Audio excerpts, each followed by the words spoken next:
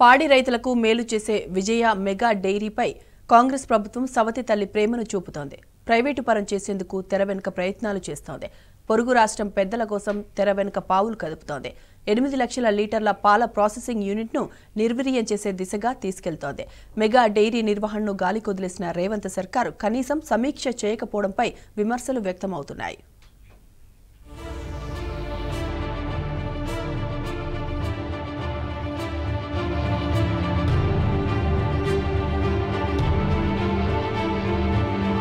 రాష్ట్రంలో పాడి రంగాన్ని అభివృద్ధి చేసి తద్వారా పాడి రైతులకు మేలు చేసేందుకు కేసీఆర్ ప్రభుత్వం విజయ డైరీ ఆధ్వర్యంలో మెగా డైరీని నిర్మించింది. 250 కోట్ల రూపాయల భారీ పెట్టుబడితో ప్రతిరోజు 8 లక్షల లీటర్ల పాలను ప్రాసెసింగ్ చేసే సామర్థ్యంతో ఈ మెగా డైరీని అత్యంత సాంకేతికతతో నిర్మించారు. కానీ ఇప్పుడు ఈ మెగా డైరీ లక్ష్యం నీరుగారుతున్నది. ప్రభుత్వ ఆధ్వర్యంలోని మెగా డైరీని క్రమంగా ప్రైవేటుకు దారాదత్తం చేసేందుకు తెర వెనుక ప్రయత్నాలు జరుగుతున్నట్లుగా తెలిసింది.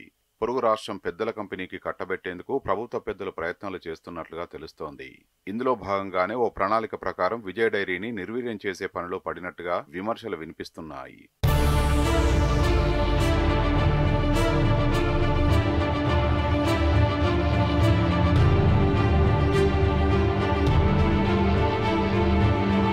రాష్ట్రంలో పాడి రైతుల నుంచి ఎక్కువ మొత్తంలో పాలను సేకరించాలని నాటి బీఆర్ఎస్ ప్రభుత్వం నిర్ణయించింది.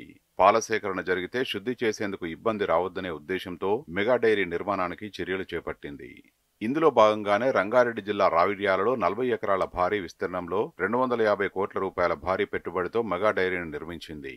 నేషనల్ డైరీ డెవలప్మెంట్ బోర్డు సహకారంతో అత్యంత అధునాతనంగా సాంకేతికంగా ఈ డైరీని నిర్మించారు.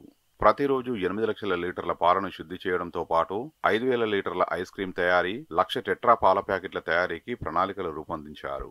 ఈ డైరీని నాటి మంత్రి తలసాని శ్రీనివాస్ యాదవ్ 2023 అక్టోబర్ 5న ప్రారంభించారు.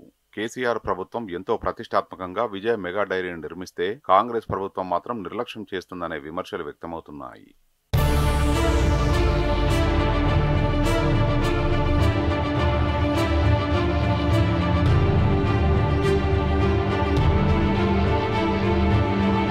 మెగా డైరీ నిర్వహణకు ప్రభుత్వం నుంచి కనీస సహకారం కరువైనట్టుగా సంస్థ అధికారులు ఆవేదన వ్యక్తం చేస్తున్నారు.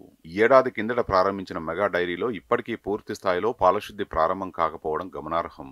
కాంగ్రెస్ ప్రభుత్వం ఏర్పడి 9 నెలలు పూర్తయినా ఇప్పటికీ మెగా డైరీ నిర్వహణపై ఆరా తీయకపోవడంపై విమర్శలు వస్తున్నాయి. మెయింటెనెన్స్ నిధులు ఇవ్వడం లేదని తెలిసింది.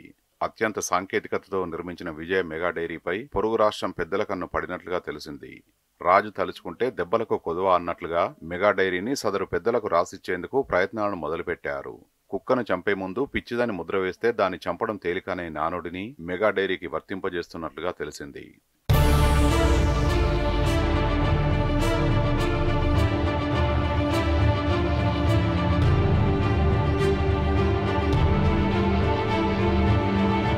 మెగా డైరీ బాగా పనిచేస్తే విజయ డైరీ కూడా అభివృద్ధిలోకి వస్తుంది. అప్పుడు మెగా డైరీని వారికి రాసివ్వడం కుదరకపోవచ్చు. ఈ నేపథ్యంలో మెగా డైరీని నిర్లక్ష్యం చేసి అది పనిచేయకుండా కుట్రలు చేస్తున్నట్లుగా తెలిసింది. అదే జరిగితే విజయ డైరీకి ఉపయోగపడాల్సిన మెగా డైరీ భారీ భారమై కూర్చుంటుంది.